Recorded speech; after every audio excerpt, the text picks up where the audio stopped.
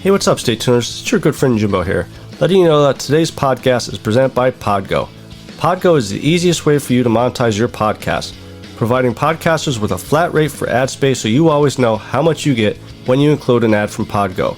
I recently joined as a member and you can too.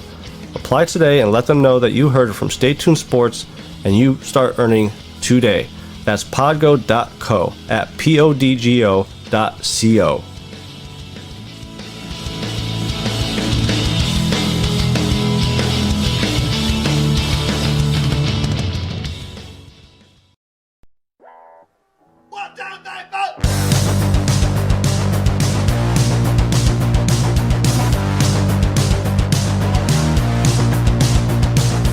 You heard the rest.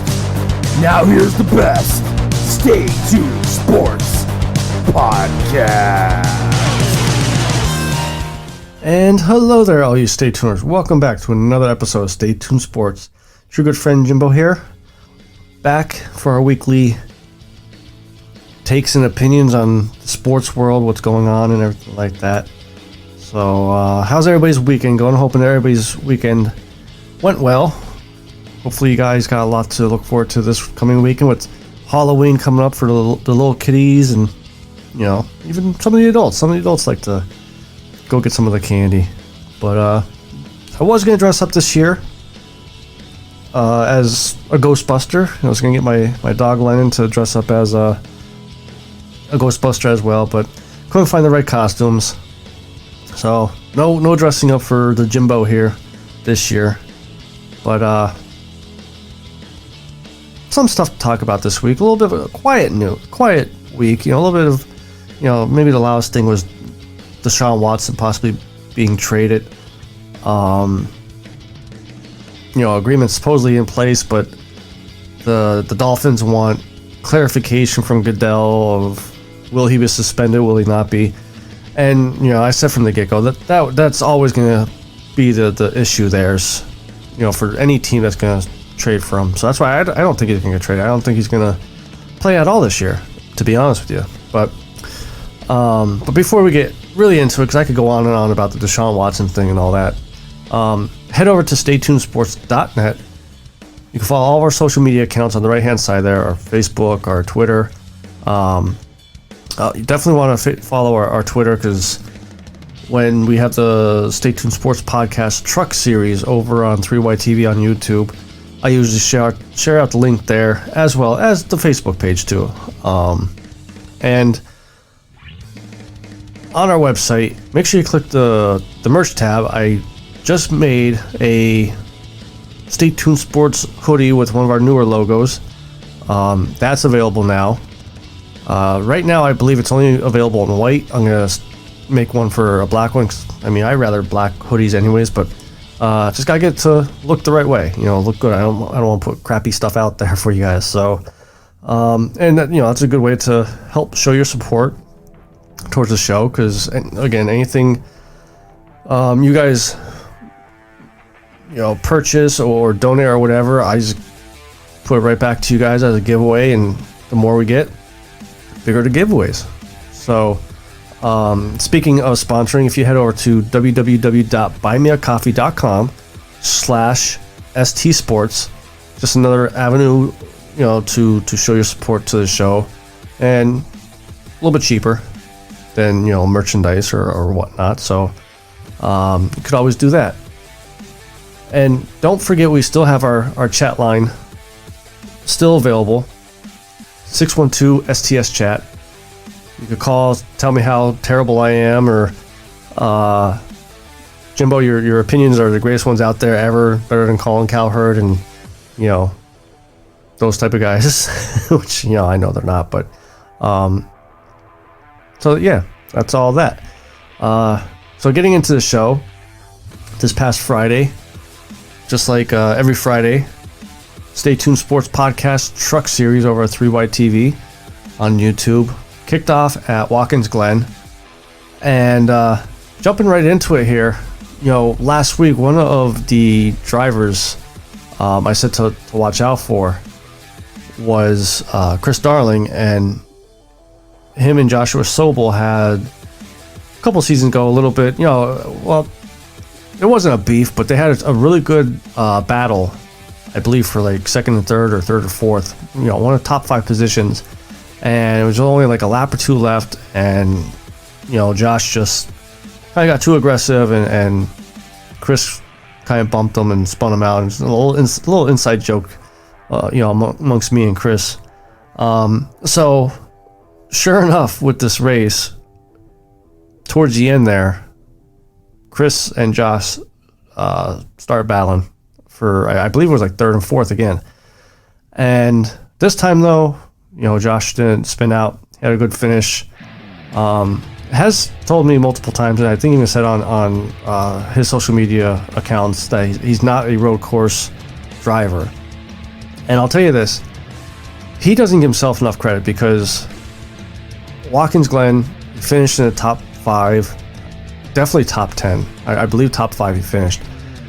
The night before, for the Beer Street Journal Grand National Series that the NSRA League runs, he wasn't going to race because he didn't have the track, and Santa Claus kind of came a little bit early for him and drew him a couple bucks so he could race it. And he said he never raced that track before, and even then he came in a top 10.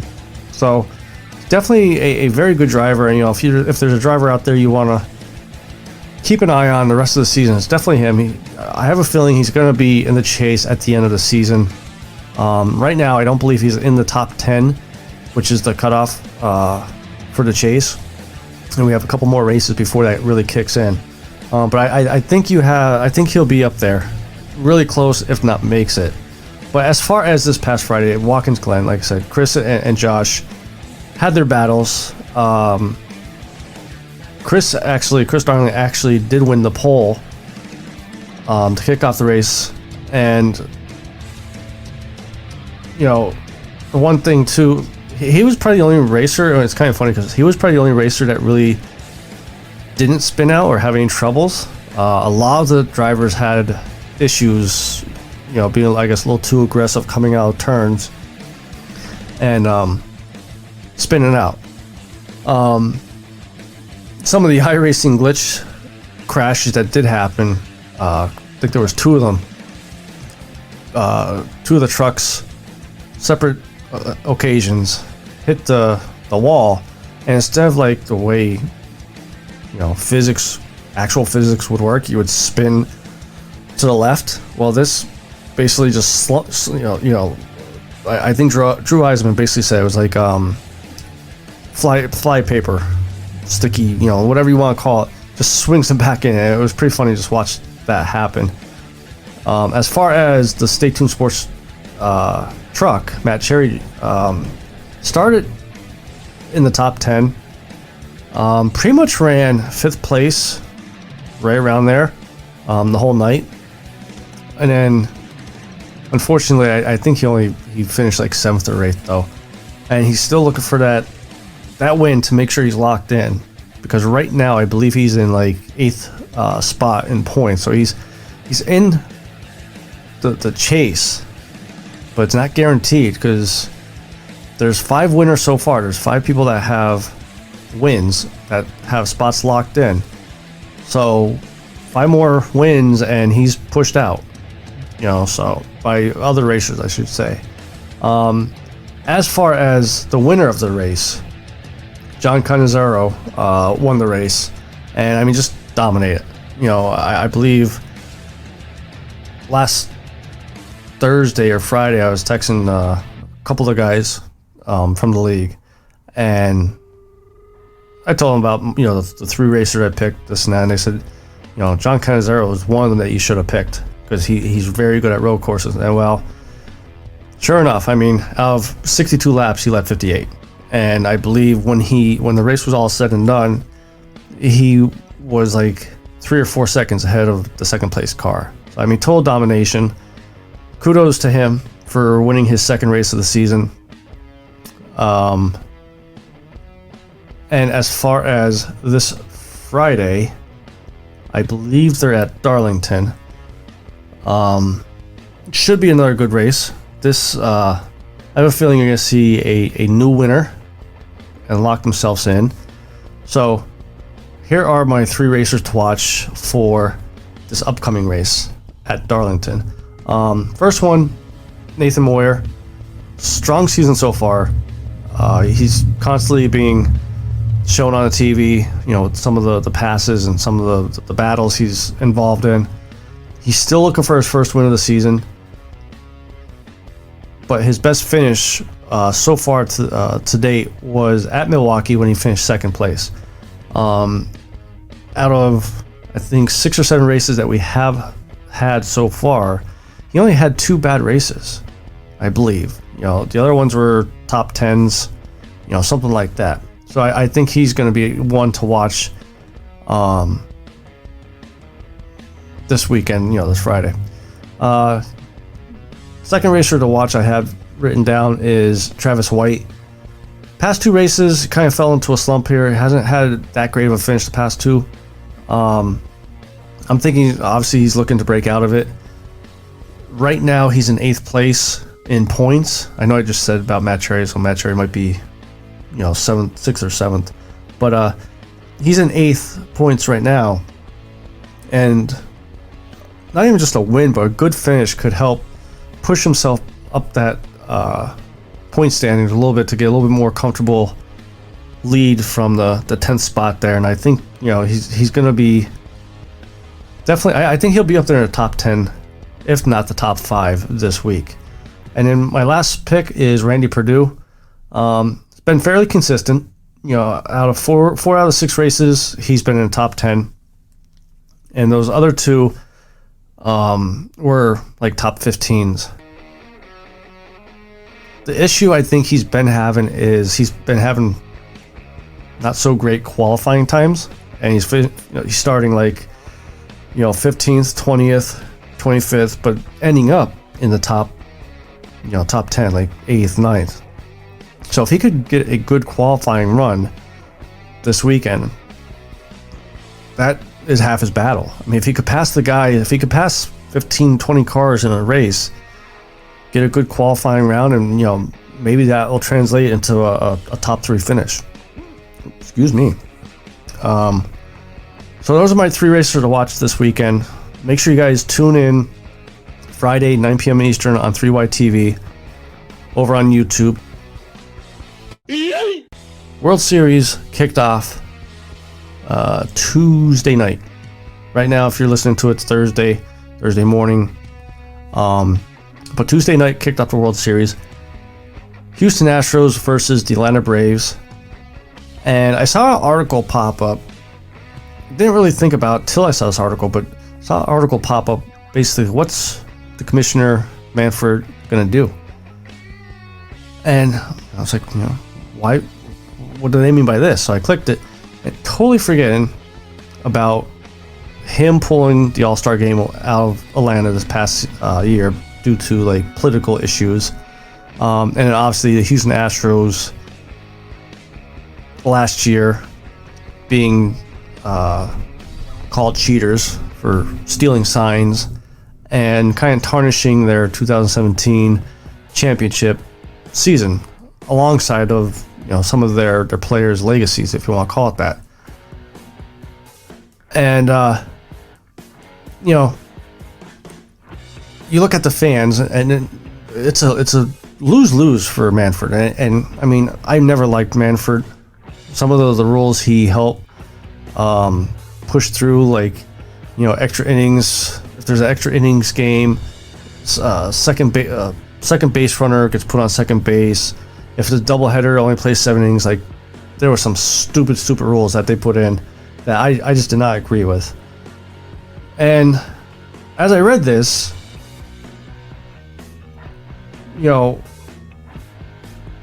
thinking as a Houston Astros fan and thinking as a Atlanta Braves fan, I was like, me watching the game and want to see Manfred get booed and get hated even more. Which team should win the World Series more to make that happen? So, I mean, in one aspect, I want to see the Houston Astros win, just because let's be honest. There's base sign stealing throughout Major League Baseball. It's still going on. You know it is. You know, when the topic got brought up about the Astros doing this, I even said, even in Little League, when I played Little League 20, 30 years ago, whoever was on second base as a base runner, you just kind of tipped your hat or whatever and let your teammate know what kind of pitch is coming. You know, it happens. Yeah, is it bad for the game? Sure. I mean, yeah, you don't want to be cheating, you know, this and that, but cheating happens in all sports. And I think the way he handled this was wrong. Because, you know, you have the Astros, you know, obviously it comes out that they cheated. The Red Sox get found, they find out that the Red Sox cheated, but they don't get punished as bad as the Astros.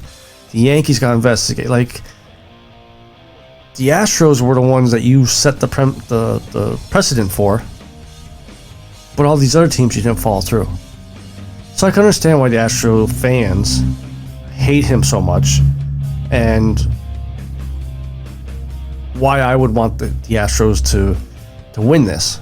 Because especially if they win the clinching game in Houston, I mean, that'd be the perfect storm for any of these, either of these teams to clinch the World Series, is clinch it in their hometown, that Manfred's got to hand the trophy off to one of these teams and hear the boos get rained down.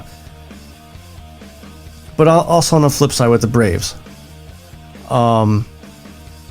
Question I have to ask about that is, why all of a sudden now it's okay to play these, you know, major games in Atlanta when you took the AllStar Game out of Atlanta, which not only affected the Braves because they had employees, you know, concession stand employees, beer guy employees, team store employees, but also the businesses around the stadium got affected.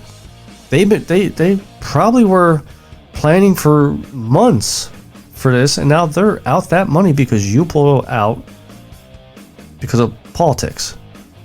Well, now you're back in Atlanta being questioned about chop on. How do you feel about this? Do you think the Braves should stop doing that? But now it's okay to have them play there. So I can see why the Braves fans also hate Manfred as much as the Astros. As someone that has a family member that owns a business, and I could totally understand why those business owners would be pissed off, I would much rather see the Braves clinch the World Series in Atlanta compared to Houston. In Houston.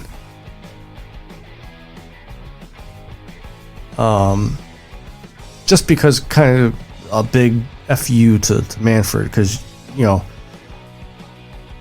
All-Star Game, yeah, it's a week long. World Series, you're talking a month long, possibly, series, you know. So hopefully those businesses that were affected by Manfred pulling out the All-Star Game kind of recoup some of that money. And the next question I want to ask is, do you think whichever team wins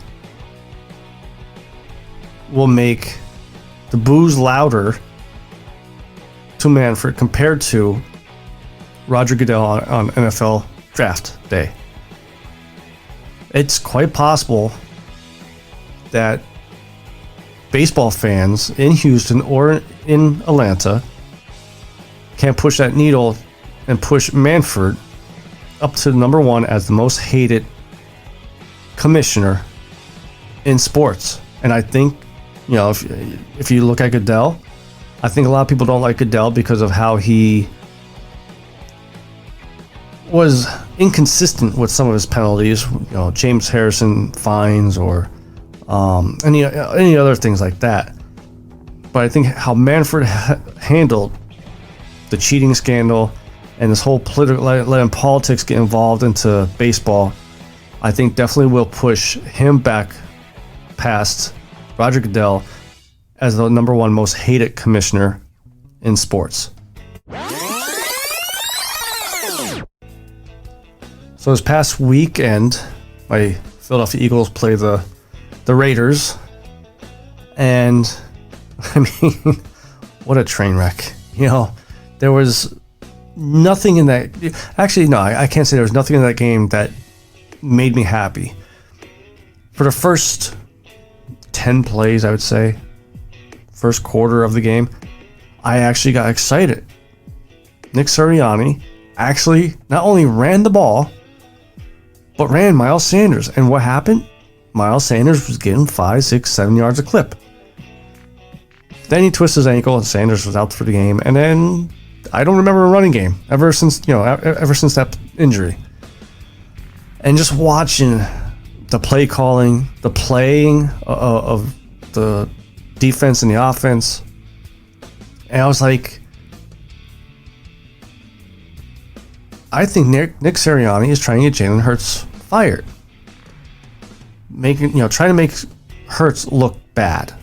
I mean, Hurts is a good quarterback. Okay, I don't think he's a franchise quarterback, but I think he's good enough to play in the NFL. I think he's good enough to play on the Bears. I think he's better than Nick Foles. I think he's better than Andy Dalton, maybe equal to Andy Dalton. He could play on the Texans if Deshaun Watson's not there. Let me just say that there. So I think he's a good quarterback. It's just that he has a shitty coach that makes shitty play calls. But then Jalen Hurts, the fumble that he looked like he's dropping a Taco Bell, couldn't pick up the ball. And I'm like, I think they're both trying to get each other fired. And even then, they can't even do that right. So it got me thinking, everybody thought Doug Peterson was the issue. Well, for our hot minute take, I'm going to talk a little bit of Nick Sirianni, or Doug 2.0, that I think is going on right now. So going into the game, the sideline reporters were talking about how they talked to Nick Sirianni, and Sirianni said, I have to be more aggressive, and this and that. Well, there was 3 plays that he did that just blew my mind. The onside kick in the second half, to kick off the second half, the Raiders had the ball on offense and got a penalty. They declined to make a 4th down out of field goal range. Then changed his mind, said, no, let's go 3rd down, add the 10 yards on. Derek Carr throws a 25-yard bomb, gets the 1st down. Listen, if you want to be aggressive, and that's the thing about Doug Peterson was good at, was he knew when to be aggressive. Nick Sirianni, it's obvious he's feeling the pressure. Don't be aggressive just to be aggressive. Be smart about it. And it's obviously showing that he's the issue more so than Jalen Hurts. So that was our hot minute take. A little bit better this week. I was pretty on the time there, but just that game was hard to watch. And each week they're just getting harder to watch. Like I don't know why I put myself through watching. I just want to get our 3 first-round draft picks and watch Howie Roseman mess them all up too. Up next is our blue picks.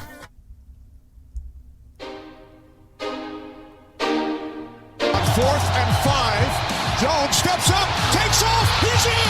Touchdown! 3rd down and 3. Jackson has all day, looking deep for Hollywood Brown again. He's got it! Brown off to the races, and he stays on his feet. Touchdown! And here is your blue picks of the week, brought to you by Skunk Duck Studios, the best ducking designs on the web. That's right. So, blue picks this week. Week number 8 coming up, I believe. No, week 7. Sorry, week 7. Not too bad last week. I went 2-1 again. But the one loss was my blowout pick. Even though my blowout pick won, they didn't blow out the team by 10 points. It was only 9. And that was the Rams beating the Lions 28-19. And to be honest, the reason why I took that, I'm pretty sure I said it last week, I didn't think the Lions were going to put up that many points. I didn't think the Lions and Jared Goff was going to be that good. But I think what happened there was Dan Campbell's trickery that he did a couple times during the game. My lock pick, I took the Packers over Washington. They won 24-10.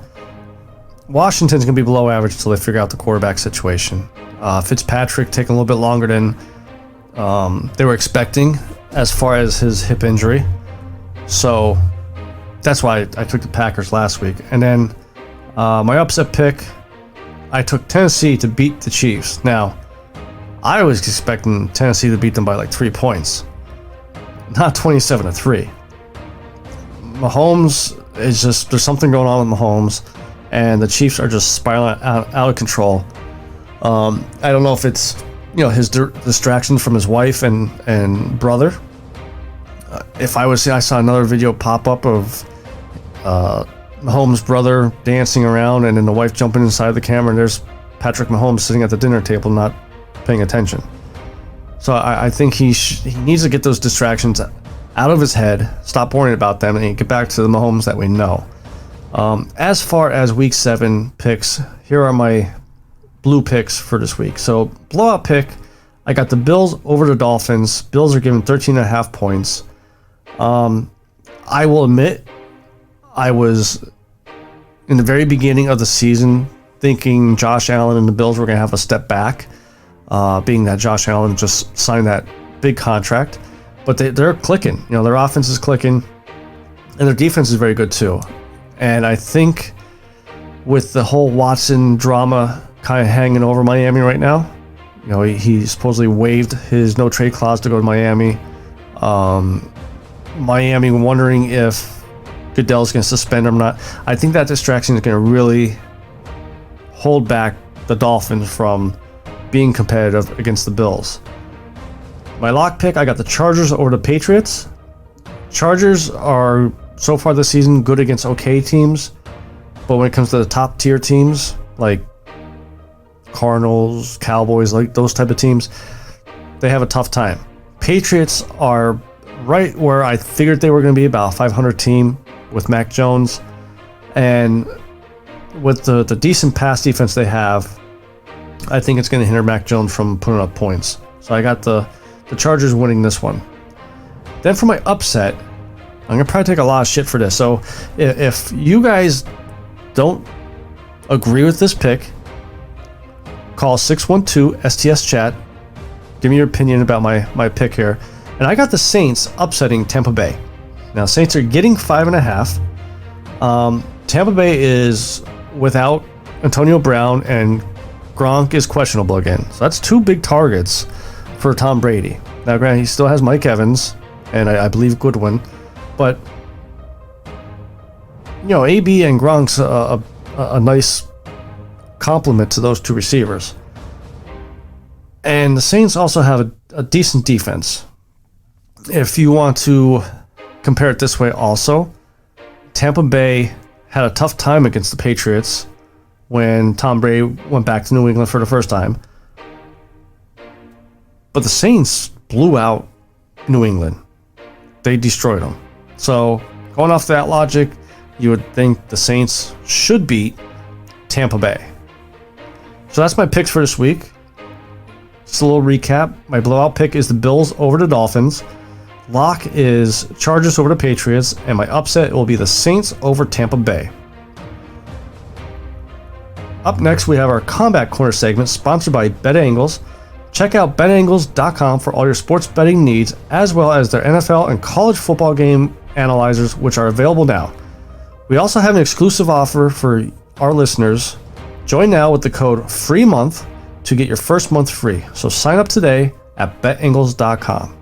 So like I said, there's no real good, fight card, no bare knuckle or no. I mean, there's a UFC card, but I'm not too interested in it.